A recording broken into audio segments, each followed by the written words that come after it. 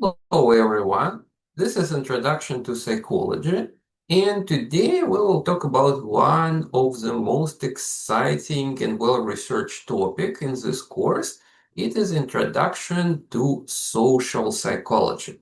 We already discussed that social psychology is a very broad subfield of psychology, which tries to research all the type of relationships and interactions between people, including friendships, romantic relationships, relationships at work, relationships in educational settings, and much, much, much more.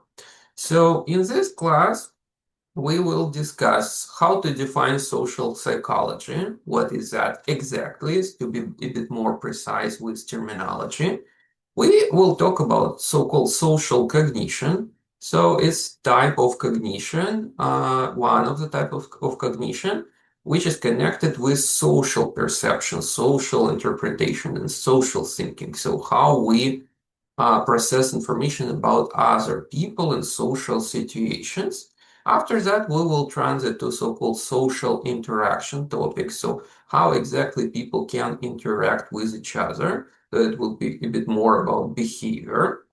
And finally, social groups, because all people join voluntarily and involuntarily different large and small social groups, and we need to talk about how does it work and how it affects our identity and so-called social identity, our feeling and idea which groups we do belong to. So let's just dive in and we will try to define social psychology. One of the most interesting definitions of social psychology was introduced by classical psychologist from the United States, Gordon Allport. Let's try to read it together. Social psychology is a scientific study of how thoughts, feelings, and behaviors are influenced by the real or imagined presence of other people or by social norms. It is a very interesting definition because, as you can see, when we are surrounded by other people, we start to behave, feel, and think differently compared to the situations where we are completely alone. For example, try to remember how you usually eat. Usually, when other people around, people try to be way more careful with their food, don't make any extra noise, use cutlery, napkins, and usually behave as very well mannered. But at the same time, the very same people alone at their house can eat extremely messy and loud in front of their like laptop watching Netflix, right? Because no one watches. That's exactly the difference. But what is even more interesting about this definition is the part about imagined presence of other people. In some situations, we're not completely sure is anyone watching or not.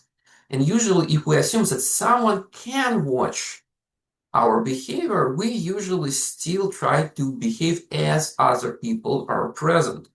And it changes and alters our behavior in many, many ways. So, social psychology is actually interdisciplinary field of studies because from the very beginning it was on the intersection between sociology and psychology. So that's why historically there are like two big camps of researchers in that area. Psychological social psychology, which was founded mostly by psychologists who came to this field, and so-called sociological social psychology, which was founded by mostly sociologists who came to this field to research. So psychological social psychology tends to put greater emphasis on internal psychological processes, like what happens inside your mind when you get involved in the different types of social cognition, interaction, or group belonging, right? And it's nature because psychologists naturally more interested in what happens inside mind of different people, while sociological social psychology focuses way more on such factors as status, role, and class. For example, how socioeconomic class influence your cognition, interaction, and behavior. How your political affiliations altered? What's your social status and educational status? So they go from some like external social characteristics and then try to understand how they exactly influence internal things, which again is very natural because sociologists in general try to research different stratas of society, and they know that those stratas of society have different economic type of behavior, consumption, different ways to spend vacations, different voting behavior. So it's very natural to assume that there are a lot of psychological factors involved as well. So most textbooks on introduction to psychology and introduction to social psychology in particular provide a massive body of research on this topic, but unfortunately, in most cases, they are poorly structured. At least several dozens of textbooks I saw myself. So I will try to help you to navigate this topic because when the textbook throws like dozens of small and large research projects into you, it's very difficult to get confused. So we need to structure this information into logical chunks. And throughout this class, we will try to create 3 logical chunks, and we will start with so-called social cognition. Social cognition can be defined as a cognition in which people perceive, think about, interpret, categorize, and judge their own social behaviors and those behaviors of others. For example, you enter the classroom and you scan the room and try to understand with whom is better to sit throughout this class. It is an example of social cognition. Or you study in the same classroom and you see your instructor for the first time and you try to understand what you should expect from this person. Is it like a tough grader, like a hard marker or so on, or it's like nice and very approachable person and so on. So you try to understand what to expect from that person. You go on a date, again, you try to analyze behavior of your possible romantical partner, evaluate, do they like you, do you like them, and so on. It's all would be example of social cognition, which happens dozens of times throughout your day. So the tendency to attribute personality characteristics to people on the basis of their external appearance or their social group membership is known as stereotyping. Stereotyping is not nice, and we all know that stereotypes are bad. It's often emphasized. It's not always politically correct. Some of stereotypes are even extremely offensive to different groups of people, but unfortunately, that's how our social cognition works. So all people, in spite of their educational level, political affiliation, and other values, very prone to stereotyping. Stereotyping can happen based on like so-called classical stereotypes like ethnicity, gender, or sexual orientation. And we often discuss that as completely inappropriate in all settings. But at the same time, what many people ignore is that stereotyping can happen based on other characteristics. For example, listening as a very specific type of music, dressing in a very specific brand of clothing, driving a very specific type of a car. So even if you don't think that you stereotype people based on their ethnicity, gender, religion, or sexual orientation, you probably stereotype people based on their tastes, preferences, political affiliations, or consumption of different goods and services. And again, it's very natural. You cannot stop it, but you can be more reflective and understand what's happening. Why stereotyping is bad in general? Because again, instead of actually trying to learn something about this particular individual unique person, we think, we make a shortcut. They belong to this group. All members of this group have these characteristics.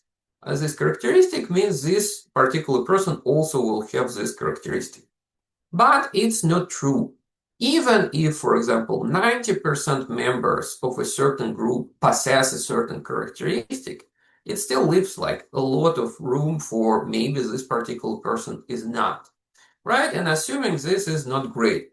So it's a shortcut, it's a heuristic. We try to save energy on cognition, put less efforts, but that's not nice. So we actually need to learn each facts about each particular person. They're unique.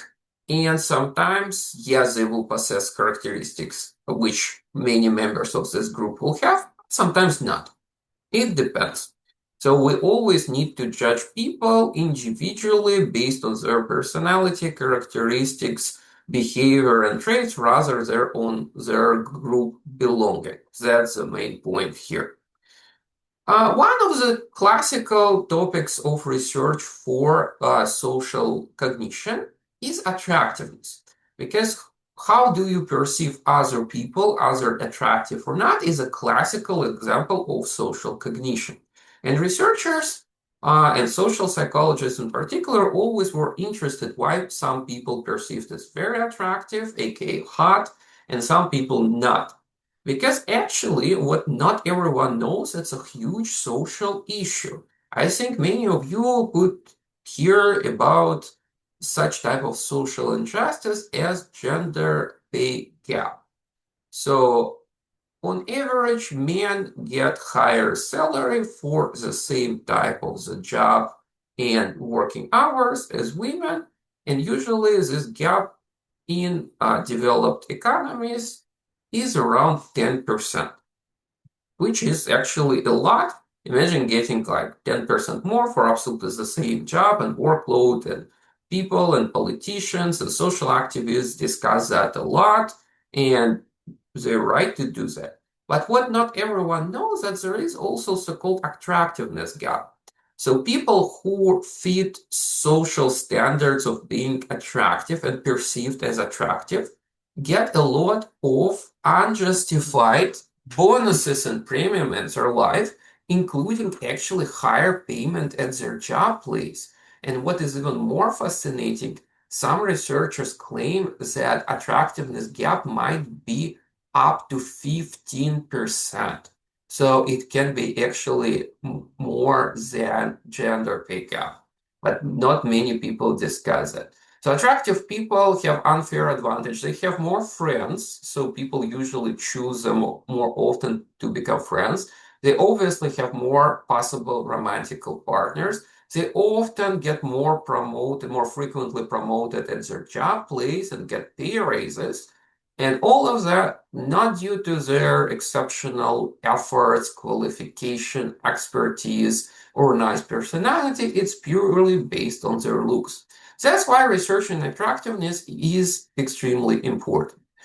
In general, there are like hundreds, maybe already like dozens of thousands of research projects on this topic. So obviously we cannot discuss all of them.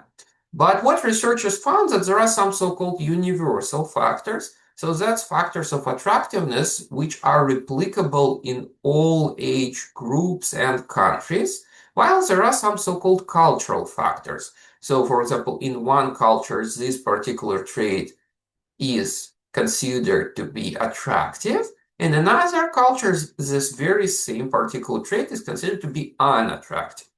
So universal factors include so-called baby face. Baby face is a type of facial structure which somewhat reminds a newborn baby.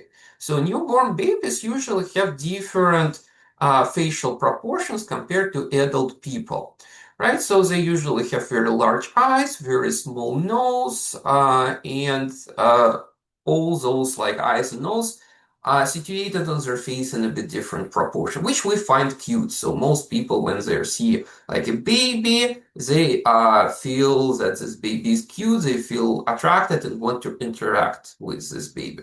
So some adults actually have facial proportions closer to baby face compared to others. And researchers found that those like adult people found to be more attractive to all other people in population, and this effect works in all cultures. So actually, most of Hollywood actors actually have baby face.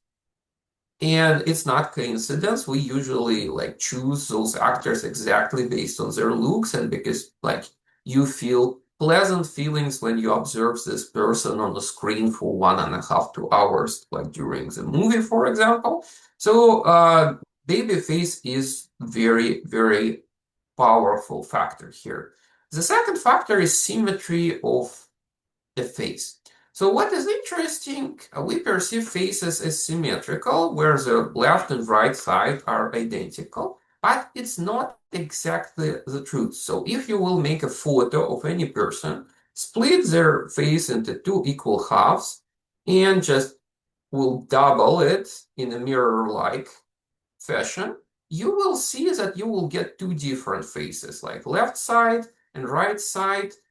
There might be very similar, but sometimes different.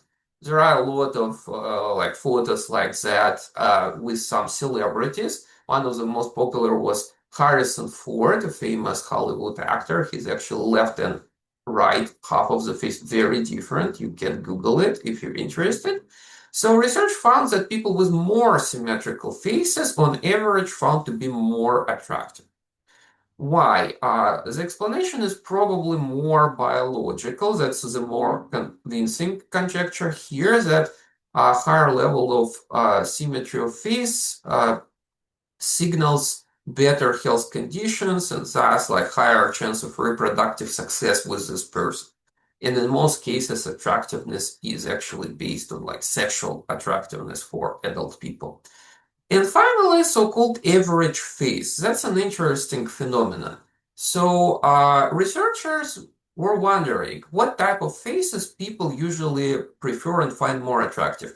Rare and unique type of faces, or like very typical type of faces for this geographical area. To check this research hypothesis, they shuffled different pictures of different people. Some of them had unique facial features, and in some cases, they took many pictures of, for example, all men who live in this area or all women, and put one on another like layers of an onion. It makes so-called average face. So it excludes all unique facial features. It keeps only facial features which are typical for all or most members of these like people who live in this geographical area. And what researchers found that people usually prefer an average face as more attractive. Initially, they thought that it should be unique faces, but again, the explanation is probably biological. People with unique faces might carry unique genes. Unique genes often mean more possible genetical risk, and average face means like very typical genes for this population, like area for this gene pool, more reliable in terms of reproduction. It's a speculative hypothesis, but it sounds very plausible. Cultural factors, on the other hand, would be something that not all people consider to be attractive. It's rather kind of like cultural standard lens, typical for some countries or some cultures. It includes body weight. So the amount of body weight people have and how much body weight they have tend to be very different in different countries. In some countries, people appreciate more like thin builds, in some more wide builds. And historically, it also changes by a lot.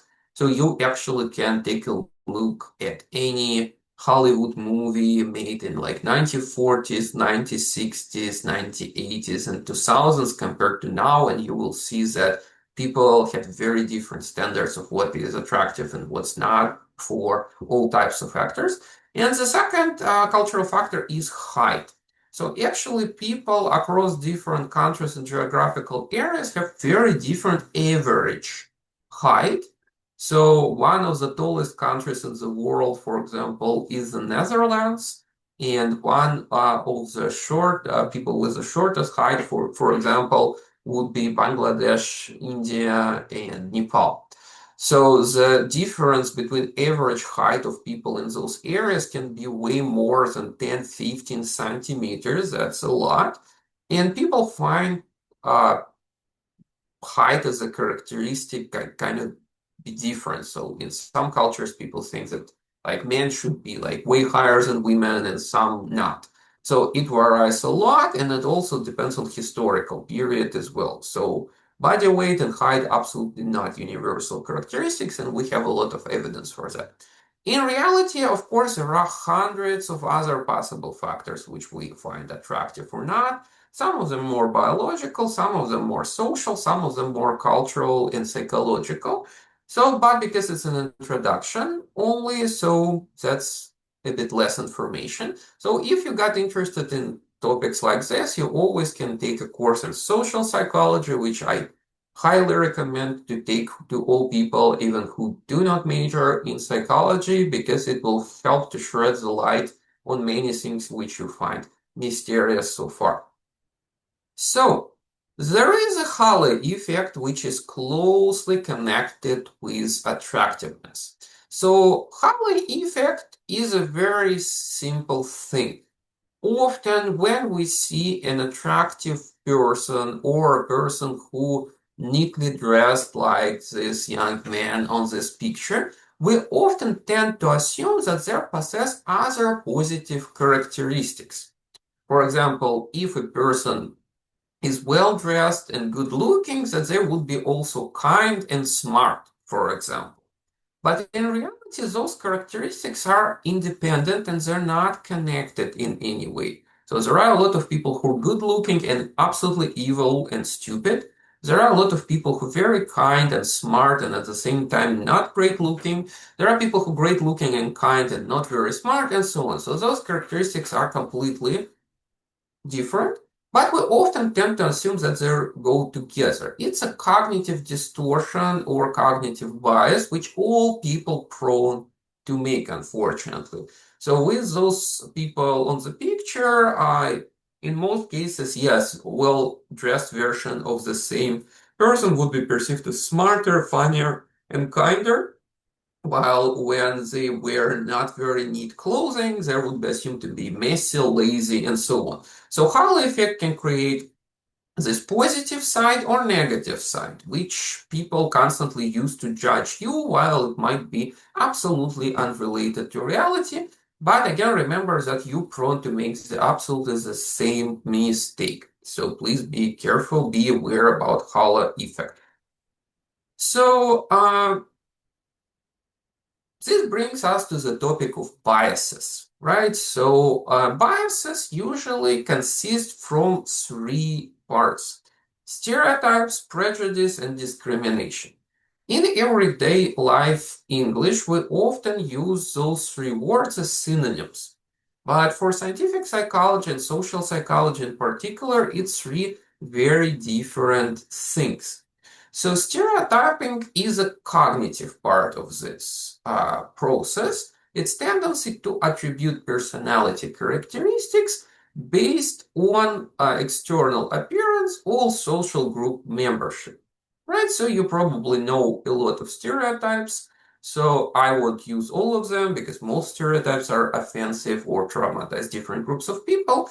I will use something applicable to myself. For example, I am from Russia, and you probably hear it from my accent.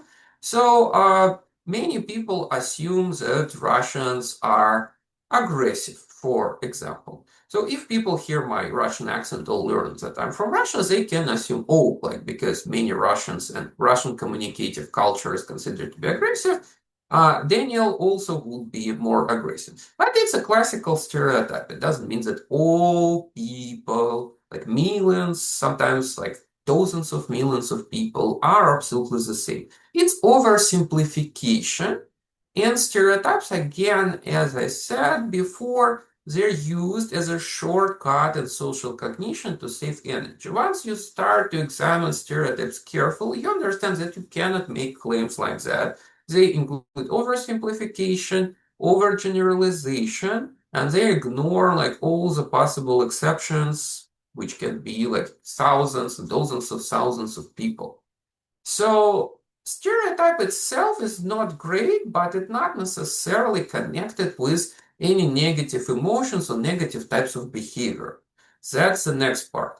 Prejudice, on the other hand, is an emotional attitude connected to stereotypes. So while stereotype is just you saying, oh, all members of this group have this characteristic, prejudice is a tendency to dislike people of certain groups or appearance because they belong to this group. For example, if you think, oh, like Russians are like very blunt in social communication, it's stereotype. If you tend to dislike Russians based on that, that's already a prejudice, right? Because it involves emotional attitude.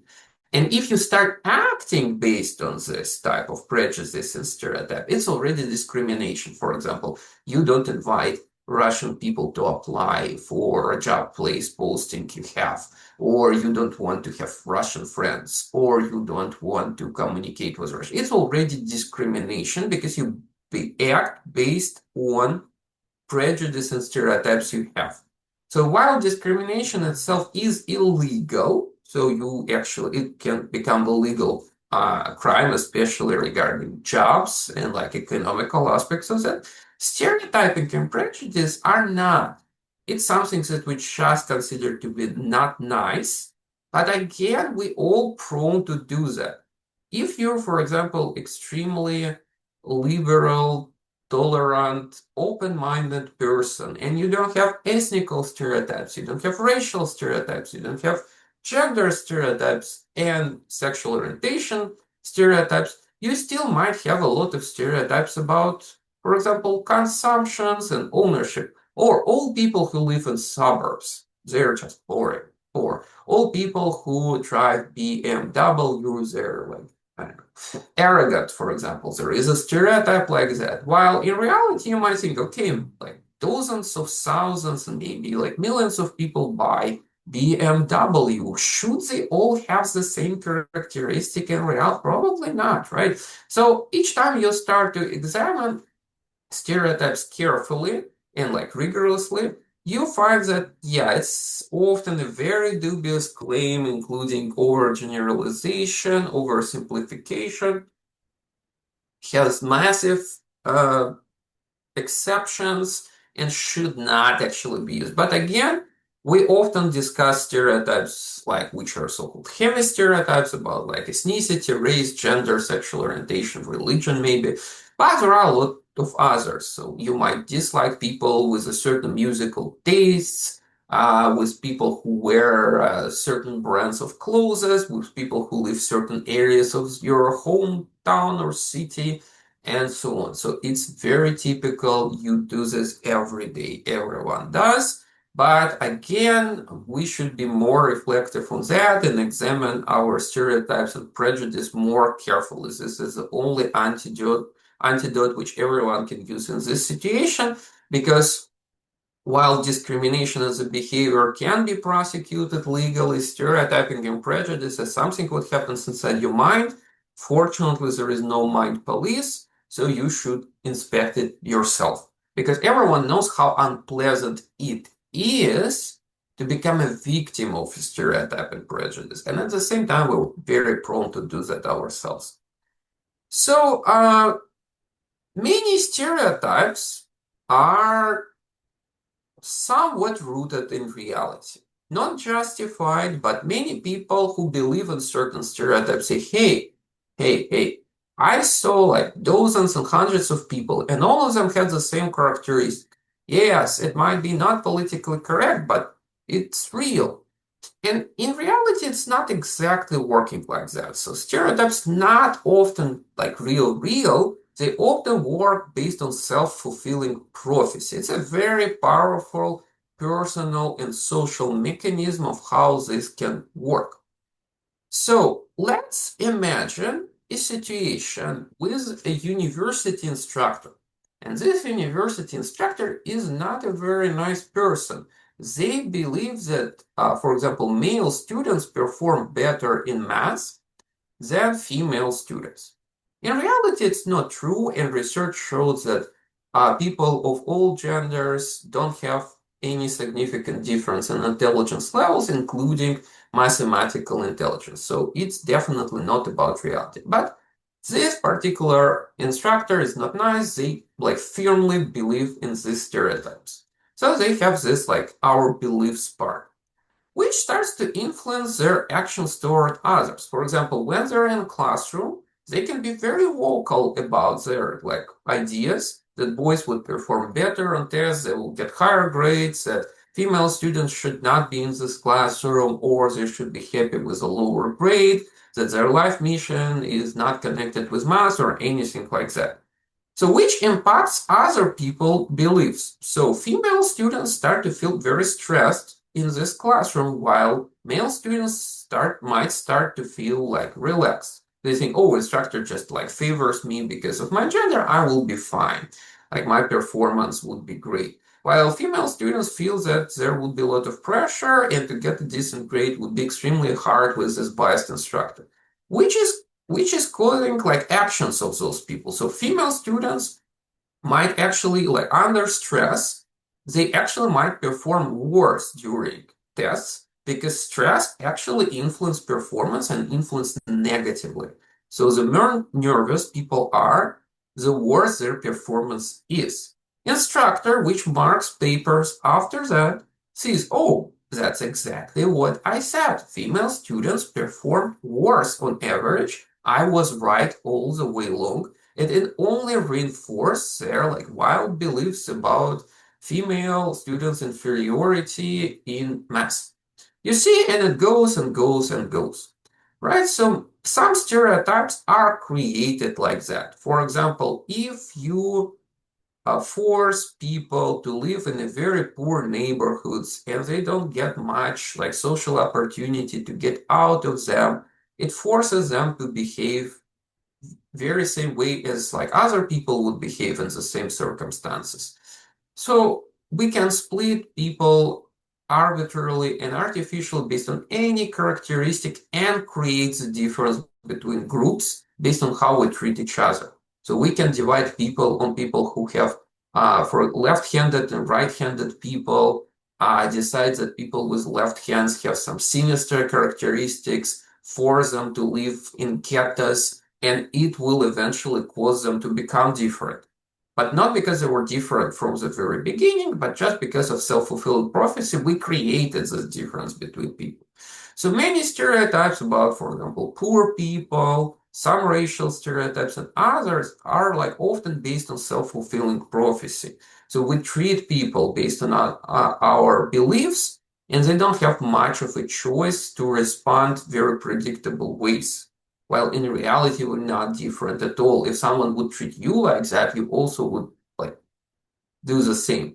Because in my case with the instructor, there could be an instructor who says like, oh, girls, like and female students would perform significantly better in my test. Then like male part of the classroom would feel stressed and they will like fail the test at higher rates, and it will fulfill the prophecy which this instructor had. That's how it works in many, many cases. So it's a very powerful mechanism. Hmm. The next part about social cognition is social attribution or causal attribution. So in reality, we often try to understand why people behave certain ways, and we try to explain their behavior. For example, you invited someone on a date and they got late, and you think, why? Is it because they don't want to meet with me and they don't respect me, or because it was a traffic jam? You messaged someone and this person replied only in 3 days. Again, is it because something happened with their life and they didn't have an objective chance to respond? Or because that's this person like is ghosting me and they're just bad? Right? Often you have only two options to attribute this type of behavior to personality characteristics. They're like just like that. So if a person late, they just have poor time management skills, they're not punctual. Or because it's like social situations. This person got late because there was some unexpected like traffic jam or something happened. right? It's a situational attribution. So what social psychologists learned that people prone to attribute everything to personality characteristics. So you can just take a look at this like two cases, which social psychologists often use to research this causal attribution. For example, they give people a couple of scenarios and just ask the question, how do you think why people behave like that? What researchers learned that in vast majority of cases, when people have any ambiguous situations, like in scenario 1 and scenario 2 on my screen right now, people tend to attribute it to personality characteristics. So we actually tend to overestimate the importance of personality and underestimate the importance of situation. But what is even more interesting, we get very hypocritical with that. So when another person got late, we think, oh, that's their personality, poor time management skill, like laziness or like non-punctuality. When we got late, we never explain it in terms of personality. We say, oh, it was a traffic jam. I was delayed, unexpected factors. So when we explain behavior of other people, we attribute it to personality. When we explain our own behavior, we often attribute this to situation. So we tend to overestimate personality attribution in others and overestimate situational in our case at the same time. So it's called fundamental attribution error. This is a tendency to overestimate the degree to which an individual behavior is determined by our like personal characteristics to minimize influence of surrounding situation. So in reality, it affects a lot of things, including actually university instructors. So because they tend to attribute any difficulties students might have to their personality characteristics. So all people prone to this mistake. So again, the same as with stereotypes, we need some extra inner work and reflection on catching ourselves on this like shortcut and asking questions like, are there alternative explanations? Do I have like any firm evidence to attribute this exactly to personality or to situation in this particular case?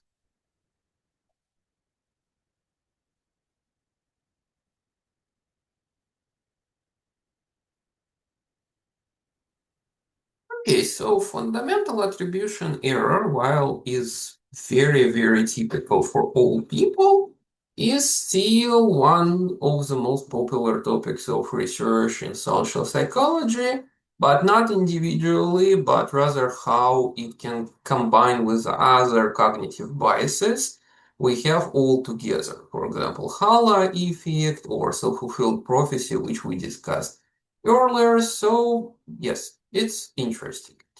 Now let's transit to the second part. Let's talk a bit about social behavior.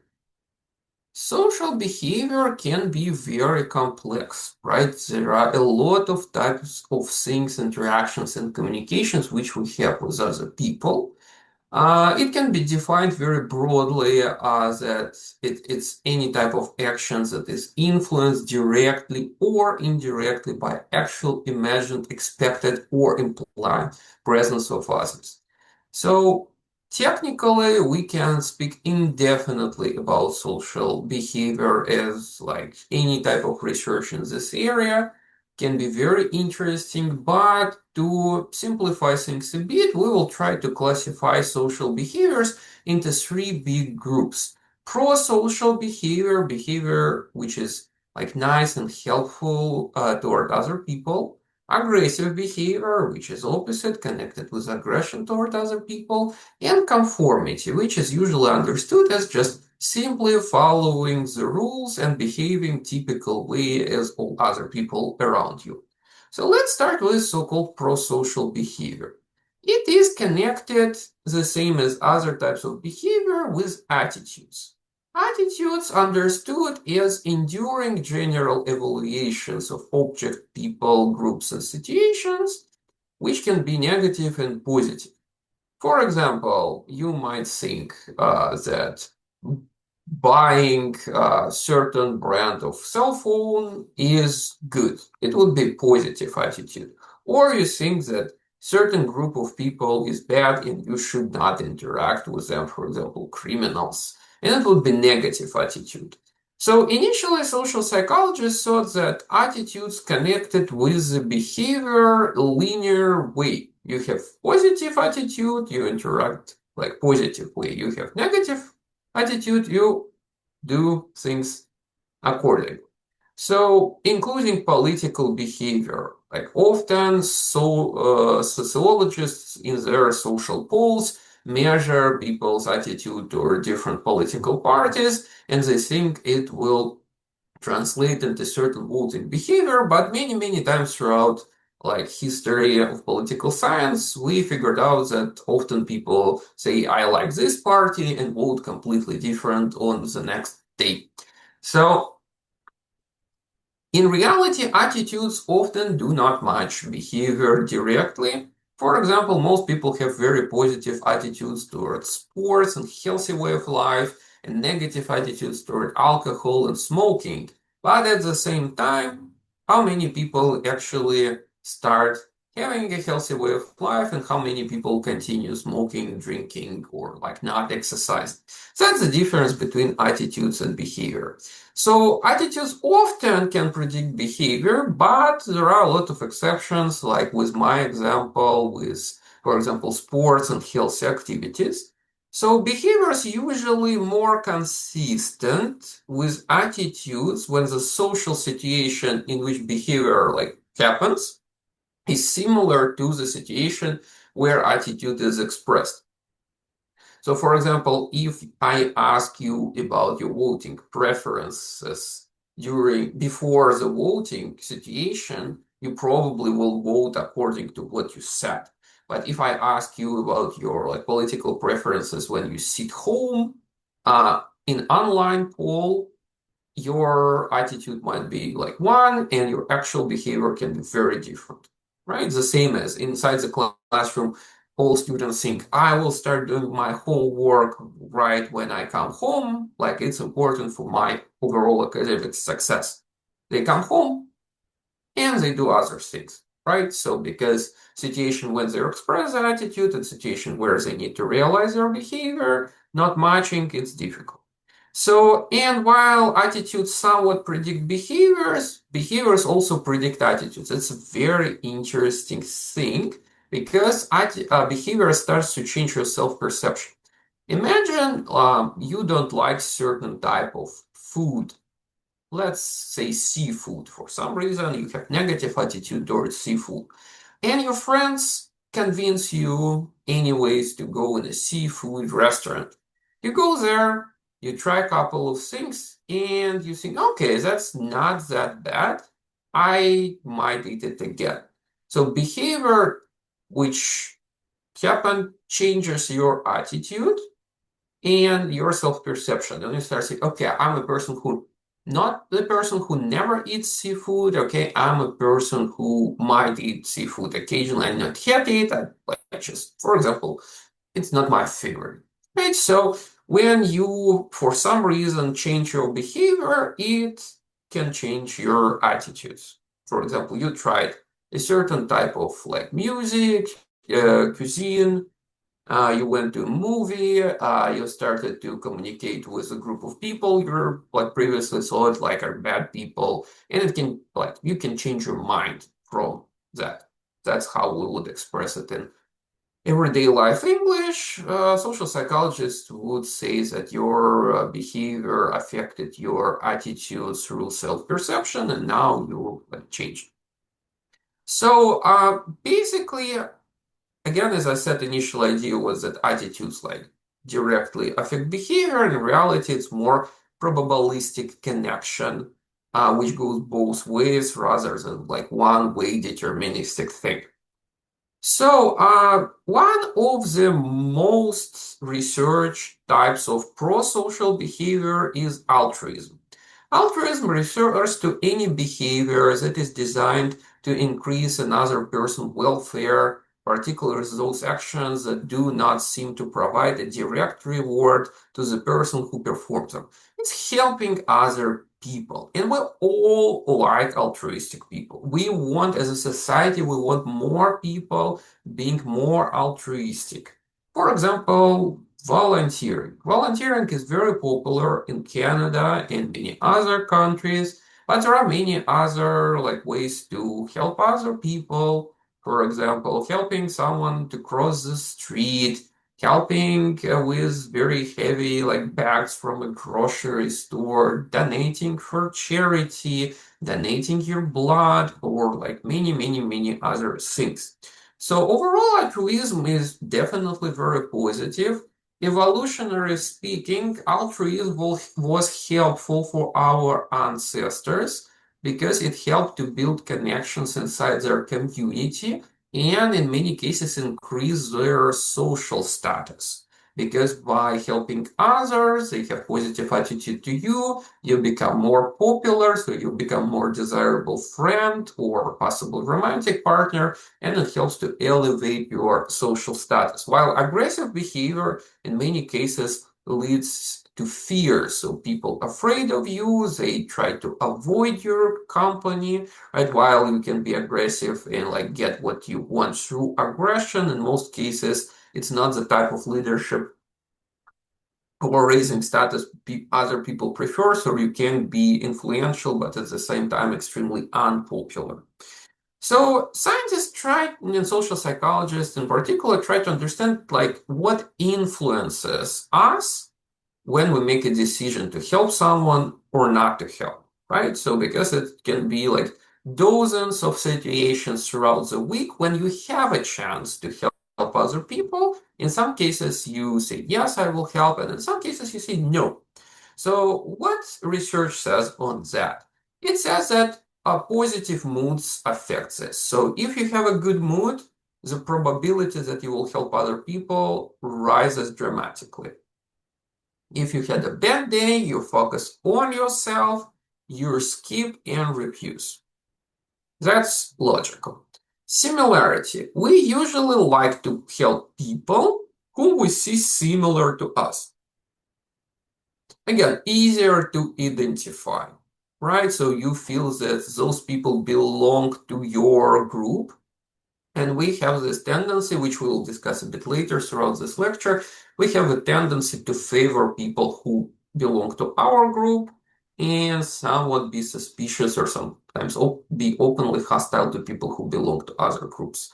So you help your teammates in this sense, while similarity can be very broad. It can be racial similarity, gender similarity, religious similarity, language similarity, and many, many other types of similarity. Guilt. If you feel guilty, you will be prone to help other people as a compensatory mechanism to feel less guilt. For example, you had a family conflict and you understand that you were wrong and said too much. You go on the street and there is a person who collects donations to I don't know, or local orphanage, and you probably will donate money.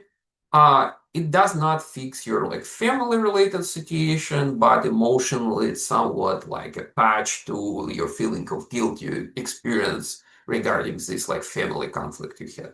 Empathy. So this is interesting. So the more empathetic you are to, it's not necessarily about your capacity to be empathetic or a personality trait.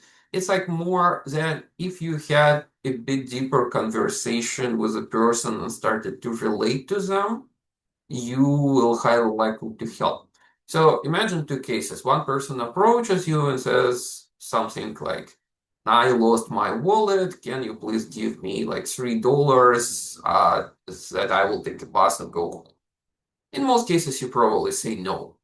The second case, you actually talk with this person and they tell you their story and they ask money only after that because you already felt empathy and you think, oh my God, this person was robbed on the street. They don't have money. I feel so sorry for their situation and they're asking for only $3. You probably will give money. So if you can connect emotionally, it increases the likelihood of helping altruistic behavior. Benefits. In some cases, people can feel good regarding helping others. It might boost their self-esteem, for example. You think, oh, I'm such a good person, right? So it can be indirect benefit. And it's fine. Again, motivation of altruistic behavior not necessarily should be nice. We interested in behavior itself.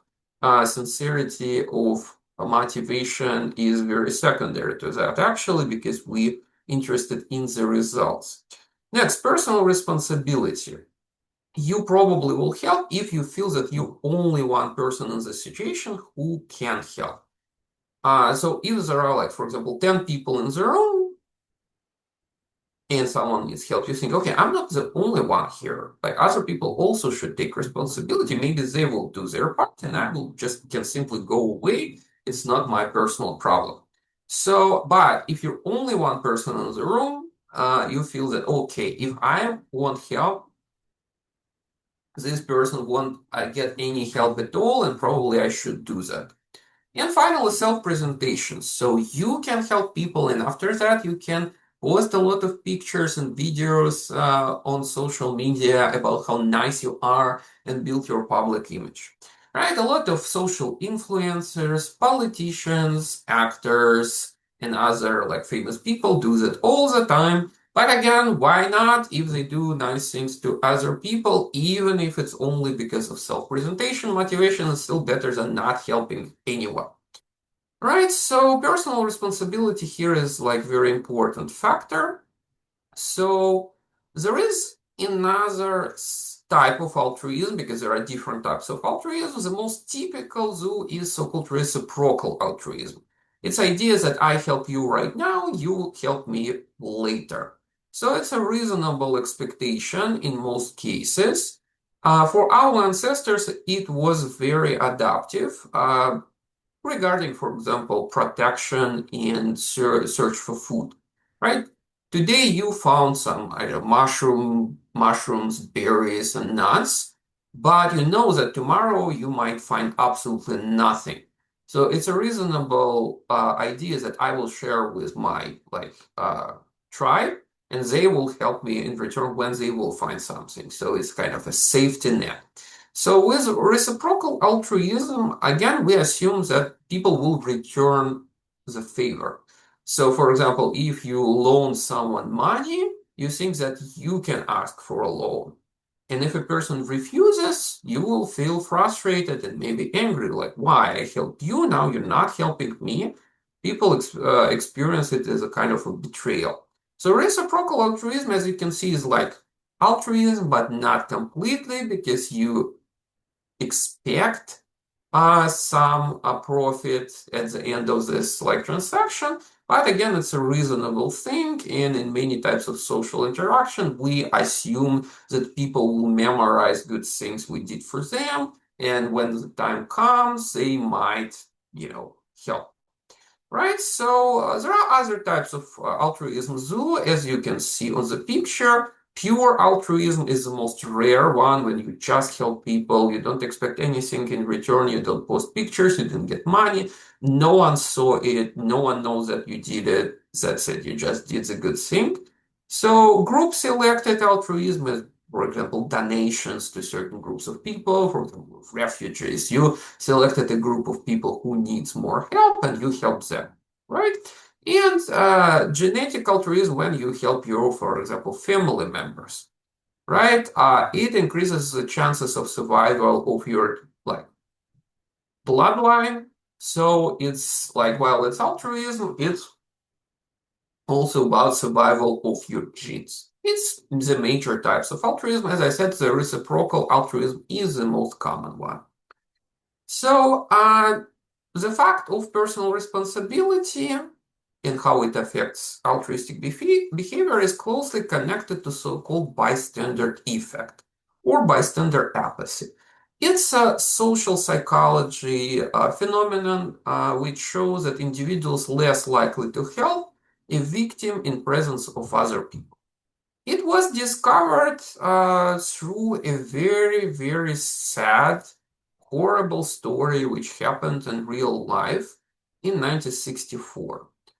Young woman Kitty Genovese was stabbed near her apartment building in New York City.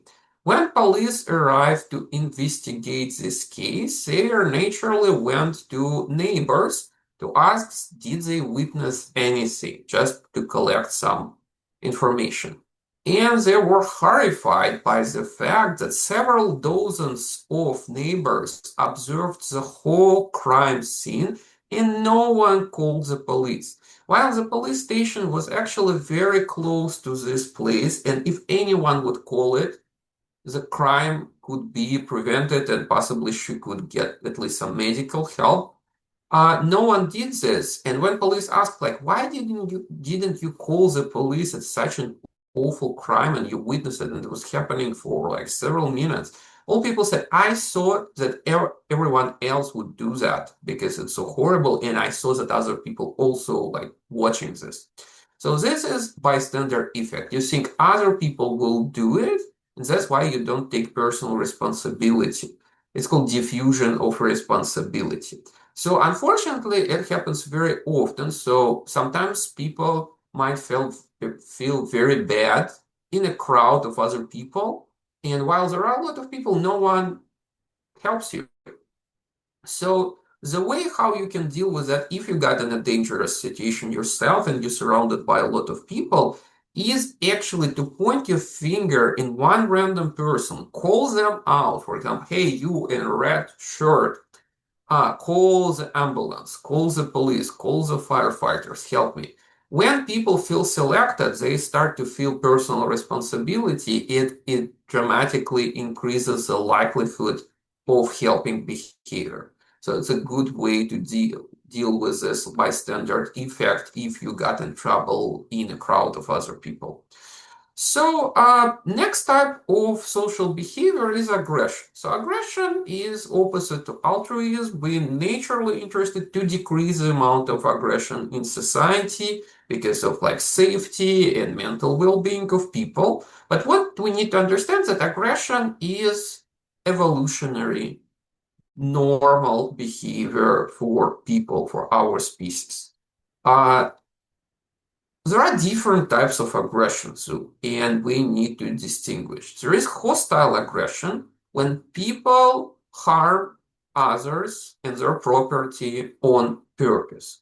This is the worst type of aggression, which necessarily should be dealt with, right? It's absolutely optional, and people never should do that. But there are other types of aggression too. For example, instrumental aggression. Idea is that being aggressive is not your goal, but you don't see other options to deal with the situation. Imagine you're walking down the street with your child, and someone grabs your child and starts to run away. Kidnapping. Awful situation. You start to chase the kidnapper, and on the way, you might, for example, throw away other people from your way because this is the only chance how you can like chase this person and take your child away. Would it be aggressive behavior? Obviously. At the same time, it's instrumental aggression, and people, like, once they will understand the whole context of the situation, they would understand that it was necessary to prevent the kidnapping. But at the same time, if you are the person who just walks down the street and someone pushes you away and you fall, you would definitely consider this as aggressive behavior. So often people see aggression as the only way to get what they need, and in this case, and they don't necessarily want to be hostile. It means instrumental aggression. And finally, there is just affective aggression. Sometimes you just run out of any resources to control your behavior. You didn't sleep well, you didn't eat, the day was stressful, and something small happens at the end, and you just start yelling at other people, stomping your feet, just throwing something into the wall. So affective aggression is very typical for people. So some people like have a better like day schedule, lesser stress levels, and better self-control.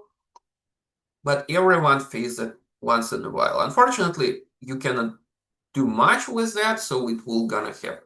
So aggression for our ancestors, also the same as altruism, was a way to deal with reality because they needed to protect themselves from other hostile people and animals. And often aggression was the way to keep your boundaries when someone is attacking you, not necessarily physically, but maybe verbally or emotionally. People with no aggression would lack this ability to protect themselves. Right? The question is that aggression is not necessarily bad. The ways how we express it and the types of aggression can be bad, right? Like hostile aggression, for example. But sometimes aggressive behavior is connected with just self-protection or asserting higher social status. And it is always part of our nature. Not much can be done, but again, we need to work with types of aggressions different. The same with altruism, social psychologists and other psychologists were naturally interested in what increases the likelihood of aggressive behavior, what decreases. So what we know about aggression? So biological factors, stimulation of amygdala. Amygdala is a small structure, part of your limbic system, which is connected with two primary emotions, fear and aggression. So stimulation of amygdala causes aggressive response, as it should. Increased levels of testosterone, this hormone secretes both in men and women. Just in men, the proportion of testosterone secreted is significantly higher. Also correlated with elevated aggression and certain types of neurological stimulation of prefrontal cortex can cause aggressive response as well. In people, those social factors also very influential, probably more influential than that than biological. Social learning affected. I think you should remember experiments of Albert Bandura, for example, Bobo doll experiment. If you observe other people behaving aggressively, from social learning, you start to copycat this type of behavior because you think it is acceptable. Right, and actually, what is changing throughout the last decades. For example, you can watch again any Hollywood movie about schools in 1970s, for example, and you will see that physical fist fights among high school students were somewhat way more normal. It's just for example, boys are fighting. That's not great, but that's what happens. Now, in many Canadian schools, for example, it's so unacceptable that it's hard to imagine. And in many schools, as I know, school students prohibited to play snowballs because it's already considered to be too aggressive game, which can lead to possible physical injury. So our tolerance to aggression as a society changes, and right now we are living in a trend of decreasing tolerance to aggression, which is nice. So in social learning is important how we set an example to children, teenagers, and actually each other as adult people is important. So if you see that all other people behaving non-aggressively, you start to copy their behavior as well. But negative experience, frustration, trauma can cause more aggressive responses naturally, at least affective aggression probability will increase dramatically. So all those factors combined is a bit oversimplified picture, obviously. So if you want to learn more about aggressive behavior, again, please take a course in separate course in social psychology. And final type of behavior which we need to discuss here is conformity. Conformity is just adjustment to other people's opinions, judgment, and behaviors. So for our ancestors, it was the most typical type of behavior. Why? Because any type of exclusion from your tribe led to inevitable death. So our ancestors were protecting each other and getting food together. A lonely person outside in the wild would not even sleep normally because someone needed to protect them when they sleep. They could not enjoy the comfort of uh, home, which we have right now. So when you go to bed, for example, you're not afraid to be beaten or eaten by wild animals and other possible dangers. You can just relax and sleep. But for our ancestors, they needed to take turns on guard, and getting food was difficult. If you get any type of injury, you need other people to take care of you. So survival outside of the group of other people was practically impossible. And that's why people had a lot of social anxiety of being excluded from their group, and it leads to conformity. So conformity connected with the fact that you not necessarily agree. So like inside you can think, oh, like everyone does that, it's stupid. But you still will do that because other people do that, and you don't want to feel like a stranger, and you want other people to connect with you and stay together. But while in modern society, actually you can survive on your own perfectly fine, even without leaving your own apartment. So you can work online remotely, you can get money for, transfer to your like credit or debit card, you can order all the groceries and like pay your bills online, and you don't physically don't need other people to survive, or at least interact with them directly. Still, those like mechanisms of social anxiety and conformity will like powerfully affect your behavior. One of the pioneers of research on conformity was Solomon Asch. He also is considered to be one of the most famous social psychologists. One of his first experiments on the topic was conducted in 1955, so pretty long ago. And it was experiment including deception. So participants were told that it's a vision test for like mostly medical purposes. Their task was very simple. There was a standard card which they needed to take a look at, and there was a vertical line, as you can see on my slide there. And they were getting so-called test cards with 3 lines of different lengths. And their task was simply to say which line matches the standard card. So as you can see, the test card designed that way that it's almost impossible to give the wrong answer, even if you have like severe vision problems. So you clearly can see that line number 1 matches the standard card. The catch was that this like vision test was performed in the room with other people. What participants didn't know that all other people in this room are actors. So, and Solomon Asch was instructing other like actors that they needed to say that standard card, test card line number 2 matches the standard card, which is obviously the wrong answer. The real participant was giving an answer at the end when they heard that all other people in the room said 2. And what is interesting, while it's absolutely strangers and our participants should not care about their opinion, right? It does not affect their well-being, their group belonging. It's not people with whom they work together or study together, or anyhow they should care about relationships with them. In reality, most people were agreeing with this obviously wrong opinion and saying that yes, line number 2 matches the standard card. Actually, in original study, Solomon Asch got 76% of people giving the wrong answer, felt pressure by this social situation. So once he published those results in social psychology, there was the discussion that it's like impossible.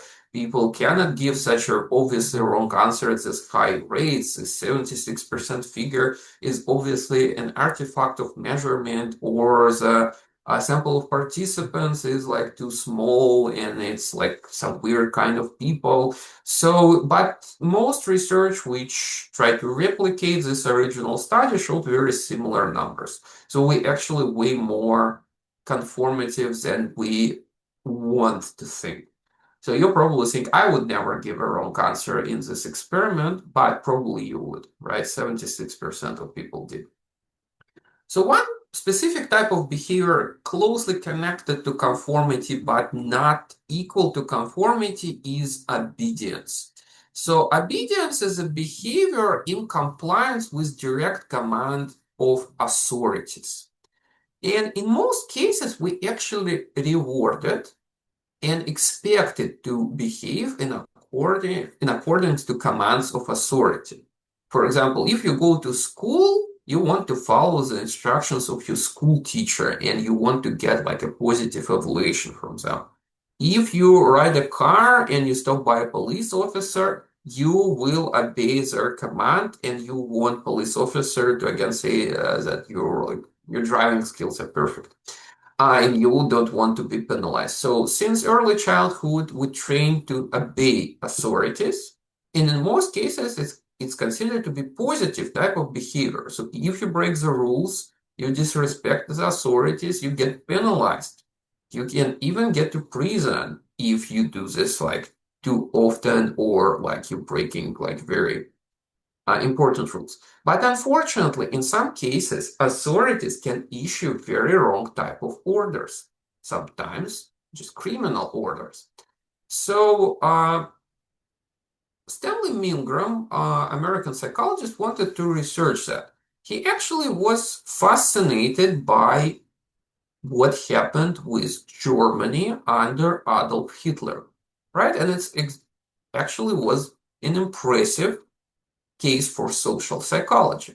So Germany, before Hitler, was a democratic country. Once German Empire collapsed, it kind of was reformed to Weimar Republic. It was a democratic country. It had the best system of universities in the world, so the population was very educated. It was industrialized and wealthy country, right? So we could expect the democratic, wealthy country with a good education would never fall in a trap of like becoming a Nazi Germany, a horrible state when like dozens of millions of people were killed in death camps and it started the war with the rest of the world in which millions of people and dozens of millions of people would die. Right, so Stanley Milgram tried to research like how on earth it could like happen, and are other countries immune to that? So can it happen in the United States? Can it happen in Canada? So he designed a series of experiments in 1970s, which from modern perspectives probably would not get research ethics board approval. They involve deception of the participant, but also some stressful procedures. So let's talk about his original experiments.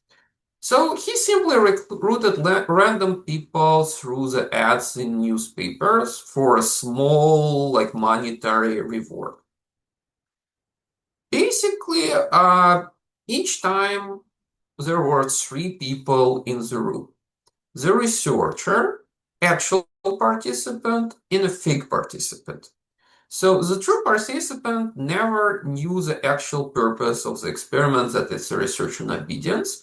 They were instructed that it's an experiment on negative and positive effects of punishment on learning.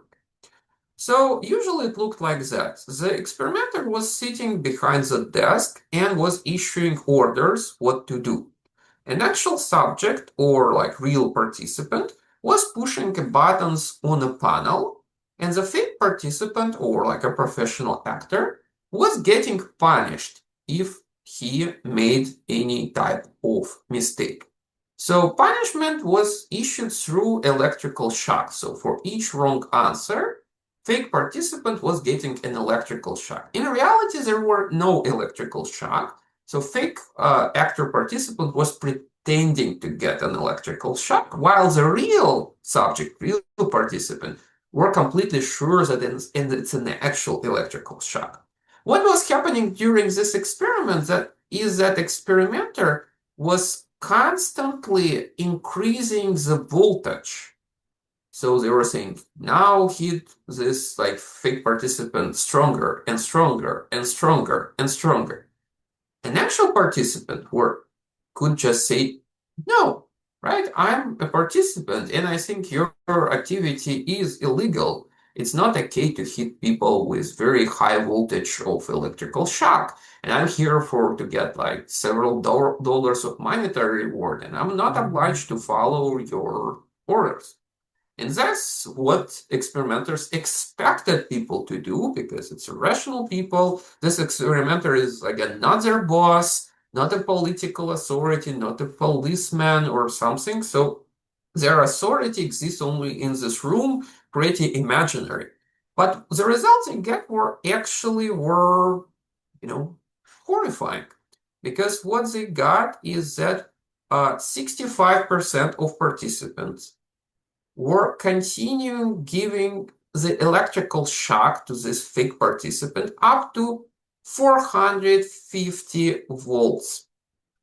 Just for your reference, normal electrical sockets in Canada and United States have 110 electrical volts. So 450 is twice more than it's needed to murder a person.